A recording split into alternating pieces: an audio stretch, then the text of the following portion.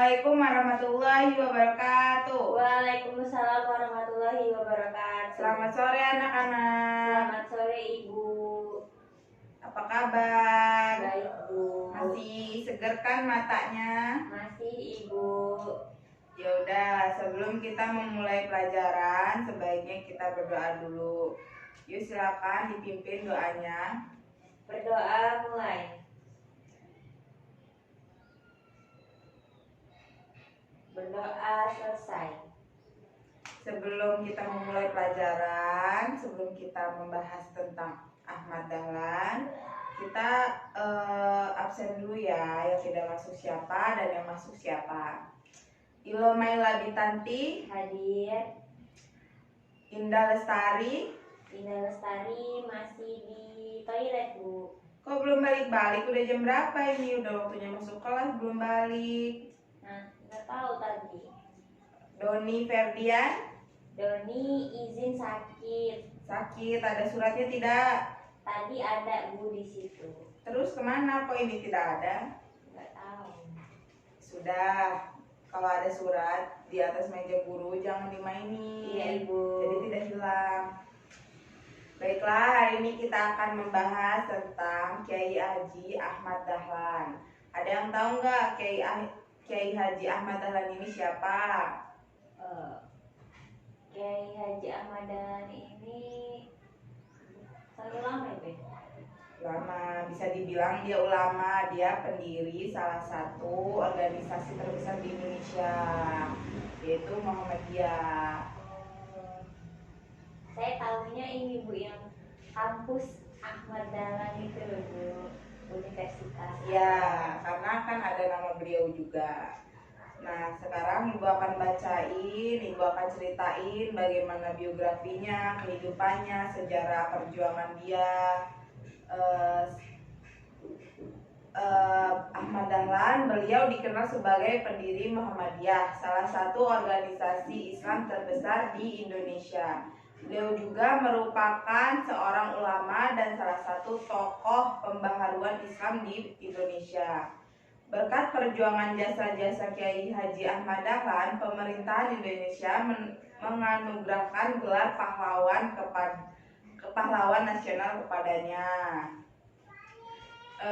Kiai Haji Ahmad Dahlan ini dia lahir di Yogyakarta 1 Agustus 1868. Nama kecil Kiai Haji Ahmad Dahlan adalah Muhammad Darwis. Ia merupakan anak keempat dari 7 orang bersaudara yang seluruhnya saudara perempuan, kecuali adik bungsunya. Pendiri Muhammadiyah ini termasuk keturunan yang ke-12 dari Maulana Malik Ibrahim, salah seorang yang terkemuka di antara Wali Songo, yaitu pelopor penyebaran agama Islam di Jawa. Nah, riwayat pendidikan Kiai Haji Ahmad Dahlan adalah pada umur 15 tahun ia pergi haji dan tinggal di Mekah selama 5 tahun. Pada periode ini Ahmad Dahlan mulai berinteraksi dan dengan pemikiran-pemikiran pembaruan dalam Islam seperti Muhammad Abduh, Al-Afghani, Rashid Ridho, dan Ibnu Taymiyah. Ketika pulang kembali ke kampungnya tahun 1888, ia berganti nama menjadi Ahmad Dahlan. Pada tahun 1903, ia bertolak kembali ke Mekah dan menetap selama 2 tahun. Pada masa ini, ia sempat berguru kepada Syekh Ahmad Khatib yang juga guru dari pendiri NU, Kiai Haji Yasmin Asy'ari. Sepulang dari Mekah, ia menikah dengan Siti Walidah, sepupunya sendiri, anak Kiai Penghulu Haji Fadil, yang kelak dikenal dengan Nyai Ahmad Dahlan, seorang pahlawan nasional dan pendiri Asy'ah. Dari perkawinannya dia dengan Siti Walidah, Kiai Haji Ahmad Dahlan mendapat 6 orang anak, yaitu Jonah, Syarijah Dahlan, Siti Bushroh, Irfan Dahlan, Siti Aisyah, Siti Zahara. Setelah itu bergabungnya Kiai Kiai Haji Ahmad Dahlan dengan organisasi Budi Utomo dengan maksud mengajar agama Islam pada tahun 1909. Kiai Haji Dahlan masuk Budi Utomo atau organisasi yang melahirkan banyak tokoh-tokoh nasional. Di sana beliau memberikan pelajaran-pelajaran untuk memenuhi keperluan anggota. Pelajaran yang diberikan terasa sangat berguna bagi anggota Budi Utomo, sehingga para anggota Budi Utomo ini menyarankan agar ia membuka sekolah sendiri. Jadi anak-anak yang dia ajar itu menyarankan dia untuk membuka sekolah agar dia kan karena ilmu dia lebih tinggi, sudah mumpuni untuk mendirikan sekolah. Hal tersebut dimaksudkan untuk menghindari nasib seperti pesantren tradisional yang terpaksa tutup bila kiai pemimpinnya meninggal dunia. Saran itu kemudian ditindaklanjuti Kiai Haji Ahmad Dahlan dengan mendirikan sebuah organisasi yang bernama yang sekarang kita kenal Muhammadiyah pada 18 November 1912 atau 8 Zulhijjah 1330. Organisasi ini bergerak di bidang kemasyarakatan dan pendidikan. Melalui organisasi inilah beliau berusaha memajukan pendidikan dan membangun masyarakat Islam. Pemikiran Kiai Haji Ahmad Dahlan bahwa Islam hendak didekati serta dikaji melalui kacamata modern sesuai dengan panggilan dan tuntutan zaman, bukan seperti tradisional. Sampai sini ada yang ingin dipertanyakan? Tidak, Ibu. Baik, Ibu lanjut saja ya. Beliau mengajar kitab suci Al-Quran dengan terjemahan dan tafsir agar masyarakat tidak hanya pandai membaca ataupun melakukan Quran semata, melainkan dapat memahami makna yang ada di dalamnya. Dengan demikian diharapkan ada membuahkan amal perbuatan sesuai dengan yang diharapkan Quran itu sendiri. Menurut pengamatannya, keadaan masyarakat sebelumnya hanya mempelajari Islam dari kulitnya tanpa mendalami dan memahami isinya, sehingga Islam hanya merupakan suatu dogma yang mati di bidang pendidikan. Ia mereformasi sistem pendidikan pesantren zaman itu. Ilo kok tidur? Ngantuk, Ibu. Jangan tidur. Sekarang Ibu mau tanya kepada Ilo.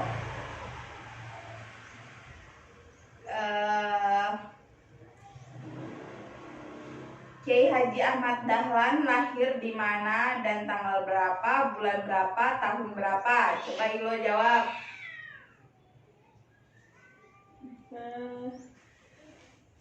Tanggal 19. Salah, makanya didengerin Ilo, jangan tidur. Iya, Ibu.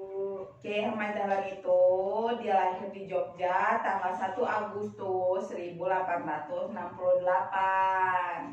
Iya, Ibu. Sudah, jangan tidur lagi ya, nanti Ibu tanya lagi kalau tidur. Iya, Bu.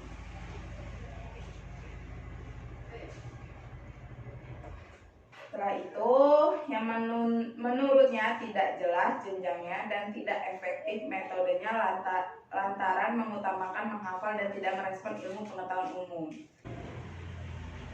Ia terus mengembangkan dan membangun sekolah-sekolah, sehingga semasa hidupnya beliau telah banyak mendirikan sekolah, masjid, langgar, rumah sakit, poliklinik, dan rumah yatim piatu. Kegiatan dakwah pun tidak ketinggalan. Beliau semakin meningkat dakwah dengan ajar pembaharuannya. Di antara ajaran utamanya yang terkenal, beliau mengajar bahwa semua ibadah diharamkan kecuali yang ada perintahnya dari Nabi Muhammad SAW. Di samping itu, beliau juga memurnikan agama Islam dari percampuran ajaran agama Hindu, Buddha, animisme, dinamisme, dan kejawen. Di bidang organisasi, pada tahun 1918, beliau bersama dengan istrinya, yakni Nyai Ahmad Dahlan, membentuk organisasi Asyiyah yang khusus untuk kaum wanita. Pembentukan organisasi Asyiyah yang juga merupakan bagian dari Muhammadiyah ini mendirikan Hizbul Waton karena menyadari pentingnya peranan kaum wanita dalam hidup dan perjuangan sebagai pendamping dan partner kaum pria. Sementara untuk pemuda, Kiai Ahmad Dahlan membentuk Pathfinder atau Pandu, sekarang dikenal dengan nama Pramuka, dengan nama Hizbul Waton. Jadi Pramuka itu dia berasal dari para ulama Muhammadiyah. Di sana para pemuda diajari baris berbaris dengan bergandengan, memakai celana pendek, berdasi, bertopi. Hizbul Waton ini juga mengenakan uniform atau pakaian seragam mirip pramuka sekarang. Pembentuk Hizbul Waton ini dimaksud sebagai tempat pendidikan para pemuda yang merupakan bunga harapan agama dan bangsa, sebagai tempat pesamaian kader-kader terpercaya. Ini sekaligus menunjukkan bahwa agama Islam itu tidaklah kolot, melainkan progresif, tidak ketinggalan zaman, namun sejalan dengan tuntutan keadaan dan kemajuan zaman. Sampai sini ada yang ditanyakan? Berarti pramuka itu terinspirasi dari itu. Apa emang terbentuknya pramuka itu dulu dari situ ya, Bu? Iya, pramuka itu terbentuknya dari para lelaki-lelaki Muhammadiyah. Dulu itu namanya Hizbul Waton, sekarang dijadikan pramuka. Di sana kan makanya pramuka itu kita diajarkan baris berbaris, terus pakai seragam, pakaiannya rapi, terus kita diajarkan gesit, kuat fisik, tidak boleh lemah. Itu kan karena semua itu dirancang untuk supaya laki-laki itu kuat, supaya laki-laki juga itu bisa menjaga seorang wanita. Setelah itu ada lagi.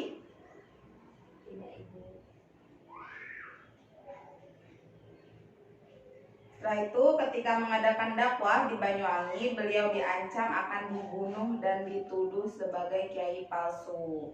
Walaupun begitu, beliau tidak mundur. Beliau menyadari bahwa melakukan suatu pembaruan ajaran agama muslih pastilah menimbulkan gejolak dan mempunyai risiko.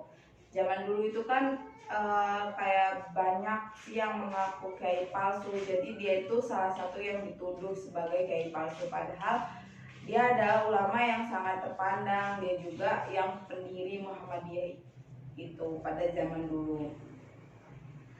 Dengan penuh kesabaran, masyarakat perlahan-lahan menerima perubahan yang diajarkannya. Tujuan mulia terkandung dalam pembaruan yang diajarkannya. Usahanya ini ternyata membawa dampak positif bagi bangsa Indonesia yang mayoritas beragama Islam. Banyak golongan intelektual dan pemuda tertarik dengan metode yang dipraktekkan Kiai Dahlan ini, sehingga mereka banyak menjadi anggota Muhammadiyah. Dalam perkembangannya, Muhammadiyah kemudian menjadi salah satu organisasi massa Islam terbesar di Indonesia melihat metode pembaruan Kiai Ahmad Dahlan ini. Nama Kiai Haji Ahmad Dahlan pun semakin tersohor di dunia dalam kancah perjuangan kemerdekaan Republik Indonesia. Peranan dan sumbangan beliau sangatlah besar. Kiai Dahlan dengan segala ide-ide pembaruan yang diajarkannya merupakan saham yang sangat besar bagi kebangkitan nasional di awal abad ke-20. Dari Kiai Mahfud dan Syekh Akyat di bidang ilmu hadis, dari Syekh Amin dan Syekh bidang ilmu Al-Quran. Kiai Ahmad Dahlan wafat pada usia 54 tahun, tepatnya pada tanggal 23 Februari 1923.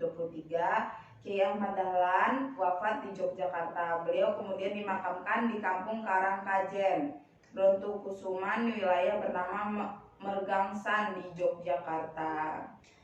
Gelar pahlawan ini atas jasa-jasa Kiai Haji Ahmad Dahlan, maka negara menganugerahkan kepada beliau gelar kehormatan sebagai pahlawan kemerdekaan nasional. Gelar kehormatan tersebut dituangkan dalam SK Presiden RI nomor 657 tahun 1961 tanggal 27 Desember 1961. Kisah tentang Kiai Ahmad Dahlan juga diangkat ke layar lebar pada tahun 2010 dengan judul film Sang Pencerah yang menceritakan tentang kisah Kiai Haji Ahmad Dahlan yang terbentuknya Muhammadiyah. Jelas ya anak-anak? Jelas Ibu. Ya sudah, sebelum kita tutup pelajaran ini, Ibu ingatkan coba kalian baca-baca lagi ulang. Besok Ibu bakal kasih tugas ke kalian. Ilo besok jangan mengantuk lagi ya Ilo. Ya Ibu. Cuci muka biar nggak tidur. Baiklah, sebelum kita mengakhiri pertemuan ini, sebaiknya kita membaca hamdalah. Alhamdulillahirobbilalamin. Kalau udah ini seger Ibu. Seger ya, kalau sudah salam seger. Baiklah, Ibu akhiri. Wabillahi taufiq wal hidayah. Wassalamualaikum warahmatullahi wabarakatuh. Waalaikumsalam warahmatullahi wabarakatuh.